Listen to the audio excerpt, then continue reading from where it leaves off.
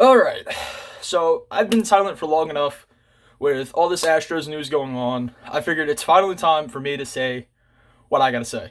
By the way, rocking the Arctic Kicks merch, signed, and we got the Yankee hat on. Never gonna wear another hat but a Yankee hat. Maybe a Ducks hat, but that's about it. Now, we all know that 2017 Yankees were like the band of misfits, right? You had Judge's rookie year. You had Sanchez, who was a little rough. You had Gardner. You had Stanton. You had Hicks, Didi, Castro, the Todd father, Todd Frazier, and a couple other guys. Don't mind me as I drink my Bang. Birthday cake bash. It's not that bad. Anyways, so the Yankees in 2017 were like the band of misfits, almost, right? You had the veterans. The guys have been playing for a while. You know, Castro, Todd father, excuse me, Gardner, all those guys, right? You had those guys, the band of misfits, we call them, right? Or at least I do. Because for some reason, in like the late 90s, they were lovable. The Yankees were a lovable bunch. Then you move 2000s, 2010s, and for some reason we became like the evil empire, right? 2017 rolls around. Pitching sucks. Bullpen was all that stuff. And I think I made a mistake by saying we had Stanton. We didn't have Stanton until that offseason. I apologize. I think I said that. I'm trying to go kind of quick so this video isn't like a half hour, 45 minutes long, right? So, anyways, 2017 rolls around. It's supposed to be a rebuild season, but Yankees don't need to rebuild. It was just like the rebuild season where, you build up a little bit and, then you're better, right? So, we had what we had. Ooh, excuse me. And for some reason, the Yankees were such a lovable bunch. That 2017 team was such a lovable bunch. Why? Because they were a band of misfits, basically, just proving everybody wrong. They weren't supposed to go as far as they did, right? Everybody's looking at these guys and they're like, holy shit, they're fucking competing. And all this other stuff, right? So, we get to, what was it? The wild card game. I forget who we faced in the wild card game. We win that. Then we move on to face Cleveland. We're down. We come back. And we win. Right? Cleveland was probably, if I remember correctly, the favorite to win that. Overall. Right? So, they did that.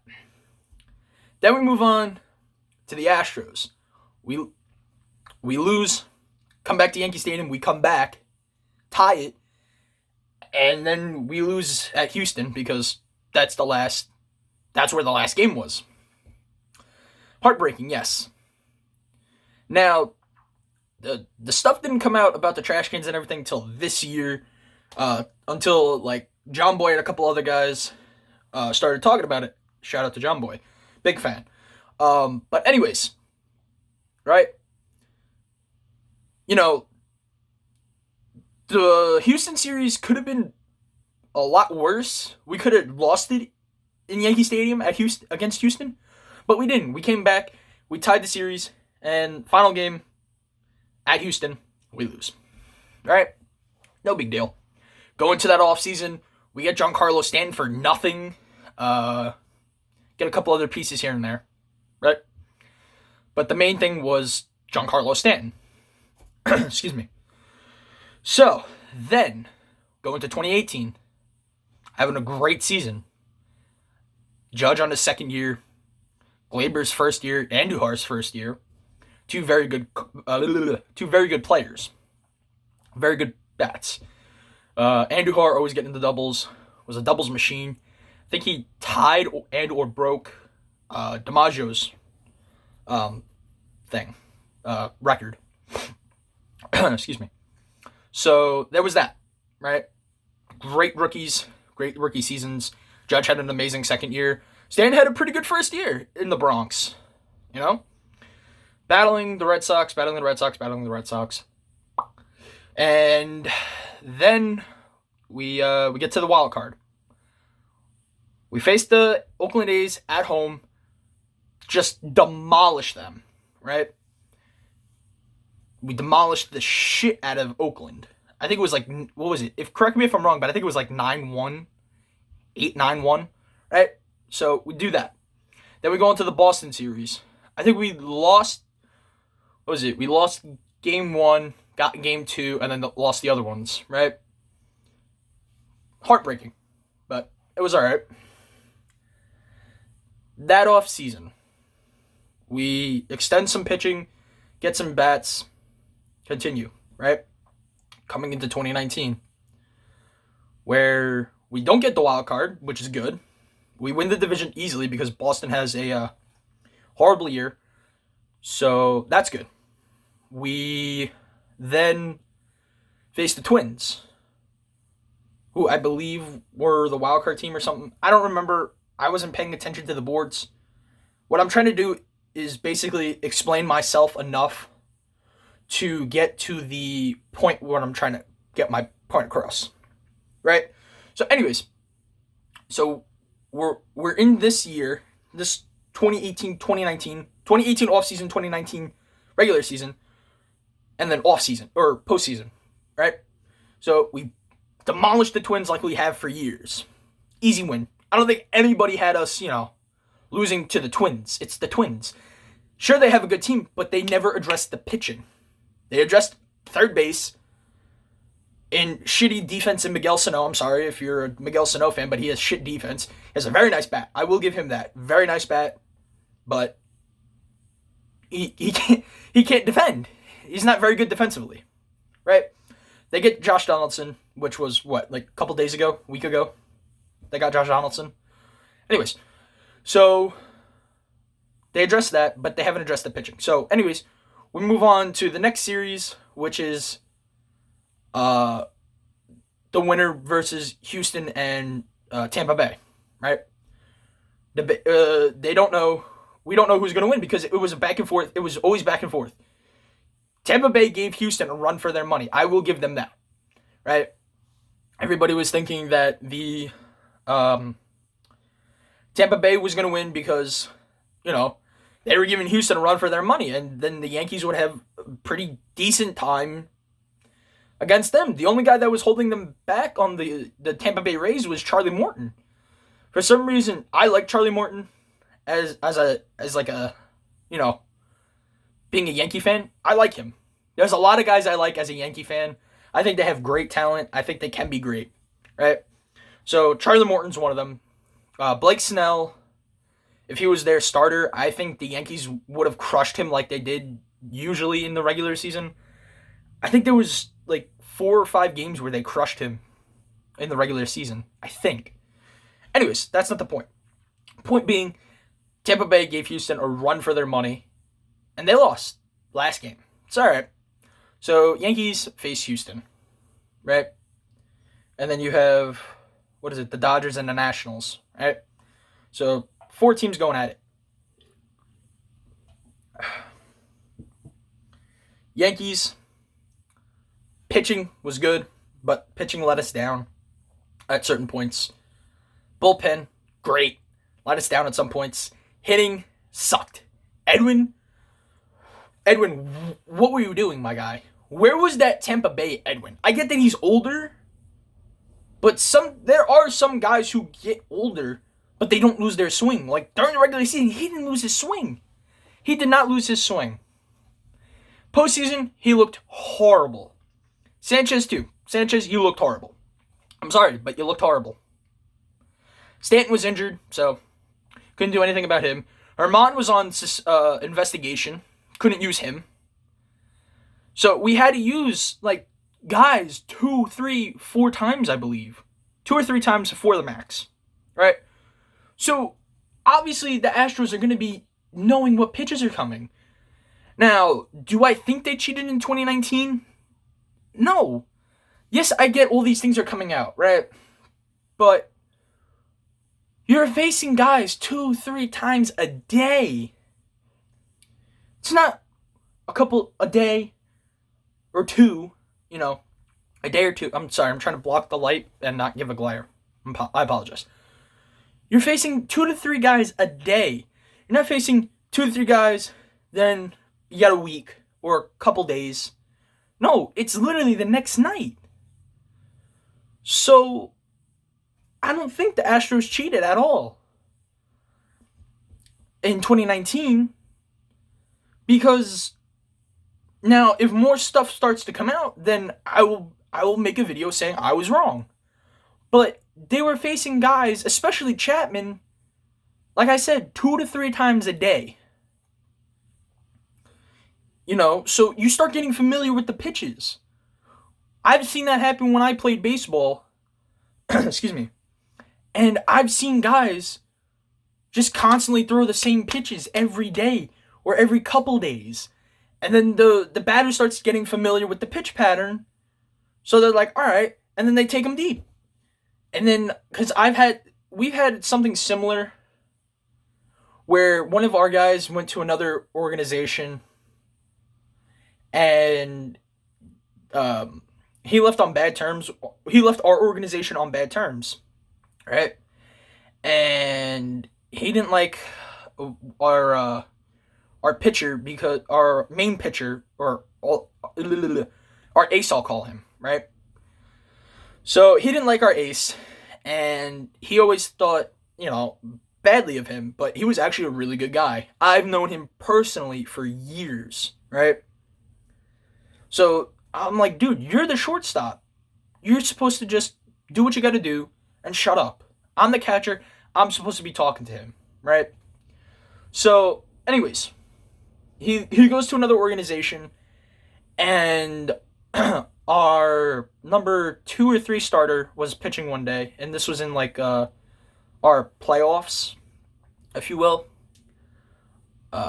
We didn't do too good, so it was like our wild card game. I use quotation marks because of this, or because of it's not like MLB, so it's like our playoffs essentially. Anyways, that's not the point. The point is, the guy came up. Now he was our number 2 starter. That's right. Our number 3 starter was me, because I did a lot of everything, right? I was like the best multi-purpose MLB player of all time. I caught, I pitched, I fielded, I hit, I did everything. I did a lot, right? Now, you may be wondering, why didn't I continue that and become a baseball player and shit? Because of school. School got in the way. I played when I could, I coached when I could, right? It just wasn't working out between that and the stress of school. Doing all the papers, doing all the projects, the PowerPoints, all this shit, and then college as well. So that's why I stopped playing. And plus, being a catcher and doing all that I did, it was rough on my body. I still have knee problems to this day, but if you follow me on Snapchat, you've been seeing me push 700 plus pounds on a leg press. But that doesn't, like, I had one person say, didn't you play catcher and don't you have knee problems? I was like, yeah. He goes, why aren't you wearing a knee brace? I said, because I fight through the pain. I played a game once back in 2013. In 2012, I went to Cooperstown for the first time, played there, right, with my team. I made a running catch on the wall. I hit it so hard, I cracked a couple ribs on this side, because I was, like, running like this with my glove like that, but I'm just doing it this way to show better representation. And I bounced off the wall, and later that night, I felt something, and I went to they had like a facility where you could go for, like, if you didn't feel good or anything, basically like a little hospital. So I went there, and they said, oh, you have broken ribs. So they just taped it up, and that was it. Right? Anyways, so the point I'm trying to make here is, in that postseason we had with our number 2 starter, he went back-to-back days because our ace essentially was not able to make it because he had he had a court date because of something he did in school, right? So we had to use our number 2 starter, number 3 starter. I don't know why we didn't use him instead, but our number 2 starter. Anyways, so this shortstop that was on our organization comes up to the plate, right? And I'm telling this guy to mix up the pitches, but he's not listening to me. So all of a sudden he pulls almost like a Chapman, throws something up over here, right? Which is basically almost where Chapman's pitch was, but he threw it up here, and it was a fastball, where I think Chapman's was a slider, right? Cracks it for a home run, right? I'm there, I'm like, all right, whatever. It's 1 run. It's only the 3rd inning, right? The pitcher calls time. I was like, all right. I go to talk to him. He goes, dude, how did this guy know what pitch I was going to throw? I said to him, you're kidding me, right? I said, you've been throwing this, you've been pitching, this is your 2nd day straight pitching on no rest, really, right? I was like, you really think he's cheating or whatever the fuck he was saying? He was saying some dumb shit. I was like, you're hanging a pitch. You're not listening and thinking to what I'm trying to tell you to throw, right? So he gets all flustered. He fucking tries to have a brawl out with me. I was like, dude, knock it off. I was like, I'll get the coach, because I was very good friends with the coach. Now you could say, oh, coach's son, like that type of bullshit. Don't try me with that, right? The only reason I'm good friends with the coach, right, is because I know the coach personally. I went to school with his son, right? So anyways, he was like, dude, I'll tell coach to fucking take you out right now. I was like, just shut up, watch my signals, and that's it. We'll be fine. Right after that, he listened to me. He watched my signs. He gave me the pitches I wanted. All that. Great. Right? So now back to 2019. You don't think that the Astros kind of knew what pitches were coming after they were facing guys multiple times? Chad Green, Tommy Kahnle, Ottavino, Sessa, all those guys. You don't think they knew what pitches were coming? It's not like they weren't using, like, it's not like Tommy Kahnle has a knuckle curve or something, or a knuckleball, and he's throwing that, because that's not in his repertoire. He was throwing everything he had. Him, Ottavino, Sessa, all those guys were throwing everything they had. 2-3 days back to back to back to back to back. Right? So you don't think that the Astros are going to catch on being like, all right, so I'm seeing a pattern here. You got to, like, recognize it. It's not that hard to recognize a pitch pattern. Certain pitchers have a certain way of throwing where after a while you will catch on. I do it in MLB The Show sometimes. Sure, I get mad at the game, I trash talk the game. That's just out of anger, right? But the fact of the matter is, the point I'm trying to make here is, did the Astros cheat in 2017? Yes, there's blatant, obvious proof that they cheated in 2017. 2018, we don't know. They got fucking swept by the Boston Red Sox 4-0. So, there's that. And then 2019, until evidence comes out that they did, in fact, cheat in 2019, I don't believe it. I genuinely don't believe it. Because, like I said, and this is what I'm gonna ride for now until evidence and proof is shown that they did in fact cheat, and Rob Manfred does something. Now, do I think Rob Manfred's going to do anything to them? No, because the Players Union is going to protect them. The Players Union is going to protect guys like Jose Altuve, Alex Bregman, Yuli Gurriel, Carlos Correa, and whoever else. I'm just naming players. But from what I've heard and seen on Twitter today is those 2 guys, Bregman, no, I think it was Bregman, Altuve, and Marisnik, I believe. Those 3 guys, right? I've heard nothing but that shit on Twitter is that, oh, they wore tape in 2019. This on their jersey, this on their jersey. Now, am I a little suspect of Jose Altuve? Yes. Why? Because you're running like this, and you're like, don't rip my shirt. No. When he was asked about that, and I think it was this year, they asked him, oh, why were you saying, don't rip my shirt? He said, because I got in trouble with my wife in 2017. What? Why would your wife Why would you get in trouble with your wife? That's what everybody does. You hit a walk-off home run, the team's gonna fucking, be pulling you this way, that way, and, your fucking jersey gets ripped open. So am I a little suspect of Jose Altuve? Yes, just a little bit. But, again, it's hard to explain, but I think you guys can understand my point.